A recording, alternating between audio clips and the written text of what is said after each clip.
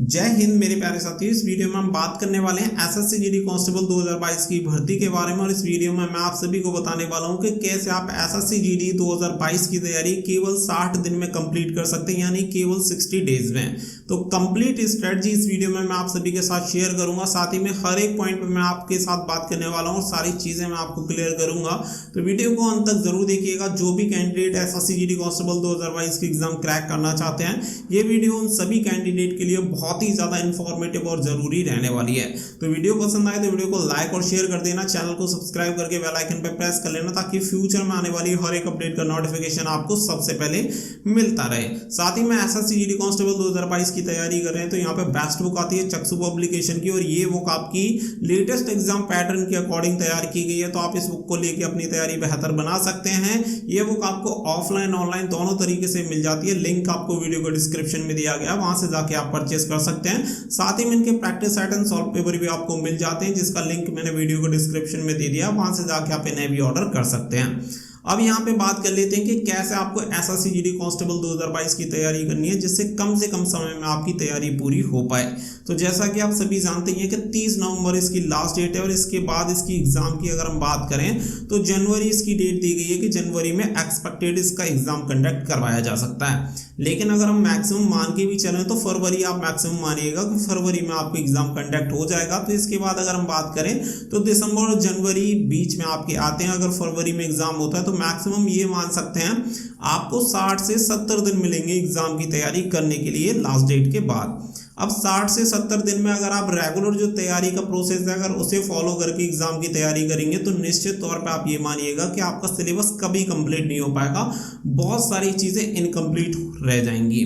अब इस चीज से कैसे बचें और क्या तैयारी मतलब क्या स्ट्रेटजी रखें जिससे कि पूरी चीजें क्लियर हो जाएं, तो स्टेप बाय स्टेप मैं आपको सारी चीजें क्लियर करूंगा। अगर आप चाहें तो इन्हें नोट डाउन भी कर सकते हैं, क्योंकि पूरा शेड्यूल मैं आपको कंप्लीट तरीके से बताऊंगा कि कौन से सब्जेक्ट पे कौन से टॉपिक पे क्या फोकस करना है, कहाँ नहीं करना।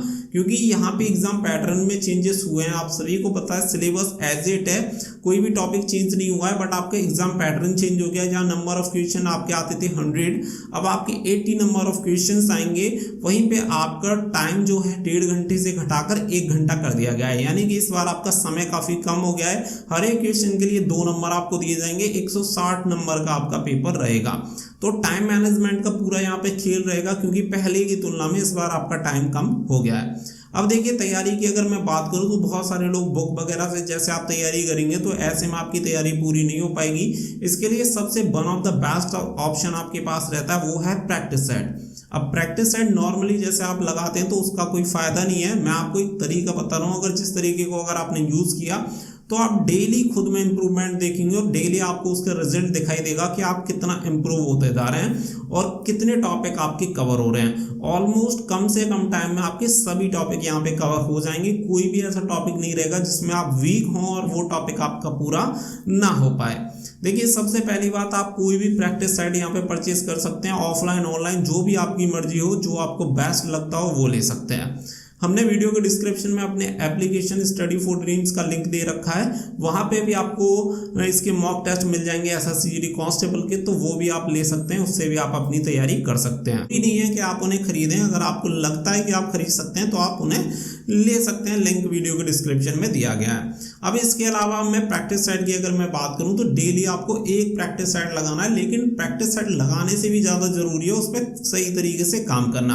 मान के चलिए कि आपको क्लियर ये तो क्लियर है कि 80 नंबर ऑफ क्वेश्चंस आपके रहेंगे, 80 क्वेश्चन आपके आते हैं।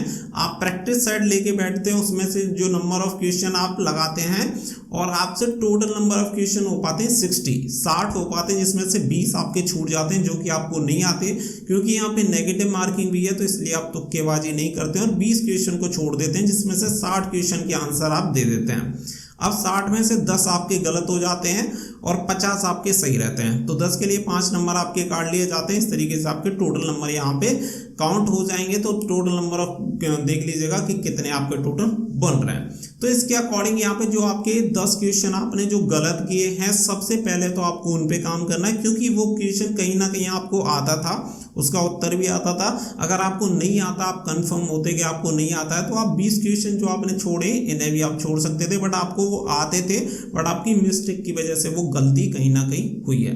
तो उस गलती में आपको सुधार करना, और जिस टाइप के क्वेश्चन हैं, यानी कि जिस सब्जेक्ट के, जिस टॉपिक के और जिस टाइप के वो क्वेश्चन है, उसी टाइप के नंबर ऑफ क्वेश्चंस पे आपको काम करना है, और कम से कम 4 से 5 क्वेश्चन आपको उस पे लगाने हैं, जिससे कि अगर उस टाइप का क्वेश्चन अगर नेक्स्ट प्रैक्टिस सेट में आए तो आपसे किसी भी कंडीशन में गलत नहीं होना चाहिए। यानी कि जो गलती एक बार हो गई वो गलती रिपीट नहीं होनी चाहिए, उस टाइप का क्वेश्चन आपसे गलती से भी गलत नहीं हो।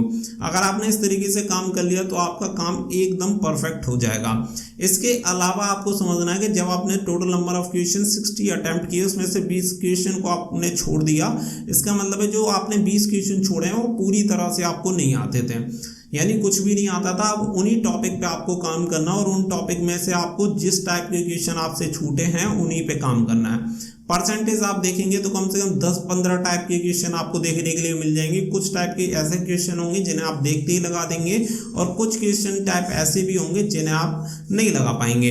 तो आपको उन्हीं पे काम करना है। इससे होगा क्या कि कम से कम टाइम में आप ज़्यादा से ज़्यादा जो अपने टॉपिक है वो आप कवर कर पाओगे, और आपका जो फोकस रहेगा वो वही रहेगा जहां आपका जो टॉपिक वीक है, क्योंकि जो आपको आता है वहीं अगर आप टाइम वेस्ट करोगे तो उसका तो कोई फायदा है नहीं। तो सबसे मेन चीज़ है प्रैक्टिस। जब आप करोगे, प्रैक्टिस डेली लगाओगे, तो उससे आपकी हर एक जो भी वीक पॉइंट होंगे वो आप उन्हें पकड़ पाओगे, और अपना खुद का विश्लेषण भी हो पाएगा कि कितने नंबर ऑफ क्वेश्चन मैं अटेम्प्ट कर सकता हूँ और कितना मैं कहाँ पे कौन से टॉपिक पे काम करके सुधार कर सकता हूँ। जब आपका ये काम हो जाएगा तो आप ये समझिएगा कि बहुत ही इंप्रूव हो जाओगे और बहुत ही अच्छा स्कोर आप कर पाओगे।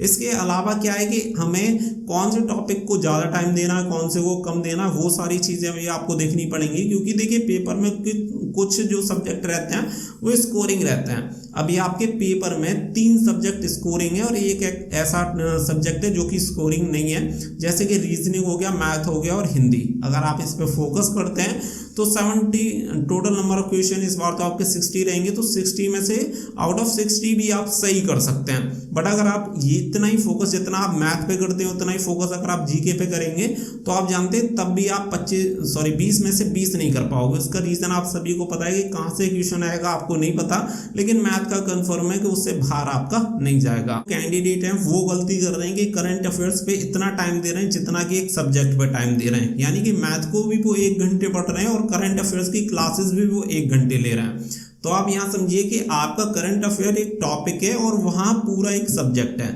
यानी कि अगर करंट अफेयर्स के क्वेश्चन आते हैं जीके में तो मैक्सिमम कितने आ जाएंगे आप खुद समझ के देखिए कि अगर आपके आते हैं तो मैं समझता हूँ 20 में से 5 आ जाएंगे या 6 आ जाएंगे, उससे ज़्यादा आने की पॉसिबिलिटी नहीं है। अगर 6 आ भी जाते हैं तो आप अच्छे से जानते हैं कि आप अगर पूरी करंट अफेयर्स की डेली 1 घंटे क्लास लेते हैं तब भी आप 6 में से 6 के क्वेश्चन के जो आंसर हैं वो सही नहीं दे पाओगे।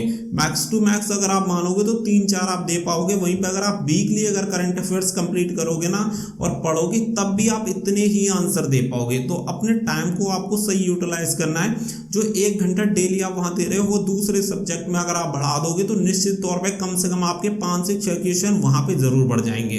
तो इन चीज़ों पे आपको थोड़ा सा फोकस करके चलना पड़ेगा। अगर आप ये गलती कर रहे हैं तो इस गलती को सुधारो और अपने जो सब्जेक्ट को टाइम दो, एक इतना ही टाइम एक अपने टॉपिक को मत दो। तो इतने में आप वहाँ पे इम्प्रूव करोगे तो निश्चित तौर पे आप ये समझिए कि मैथ में 20 में से 20 आप सही कर पाओगे। तो वो सारी चीज़ें, तो ऐसा नहीं है कि हम किसी भी सब्जेक्ट को इग्नोर कर दें। इग्नोर हम किसी भी सब्जेक्ट को नहीं कर रहे हैं, हर किसी को बराबर इंपॉर्टेंस देनी है, क्योंकि सभी जो आपके नंबर ऑफ क्वेश्चन एक है तो एक हमें सेम नंबर देगा, यानी सेम उसके लिए मार्क्स मिलेंगे, चाहे वो हिंदी का हो, इंग्लिश का हो, मैथ का हो, रीजनिंग का, जीके का, कोई मैटर नहीं करता। तो हमारे लिए हर एक क्वेश्चन इंपॉर्टेंट है, लेकिन हमें किसे कितनी वैल्यू देनी है वो भी हमें थोड़ा समझना पड़ेगा कि जितनी ज़रूरत है उससे ज़्यादा टाइम तो हमारा वहाँ पे वेस्ट नहीं होना है। तो ये सारी चीज़ जब आप देखोगे और इस तरीके से जब आप प्रैक्टिस करोगे तो निश्चित तौर पे एक कमेंट सेक्शन में आपका भी कमेंट देखने के लिए मिलेगा कि मेरा स्कोर पहले से बहुत ज़्यादा इंप्रूव हो गया है। एंड आई होप ये जो तरीका मैंने आपको बताया वो तरीका निश्चित तौर पे काम करेगा और इसी तरीके से आपको अपनी तैयारी करनी है जिससे कम से कम टाइम में आपका पूरा सिलेबस कंप्लीट हो जाए। आई होप वीडियो आपको जरूर पसंद आई होगी। वीडियो पसंद आई हो तो वीडियो को लाइक और शेयर कर दीजिएगा। चैनल को सब्सक्राइब करके बेल आइकन को प्रेस कर लेना ताकि फ्यूचर में आने वाली हर एक अपडेट का नोटिफिकेशन आपको इसी तरीके से सबसे पहले मिलता रहे। मिलेंगे अगली वीडियो में। So thank you for watching. जय हिंद, जय भारत।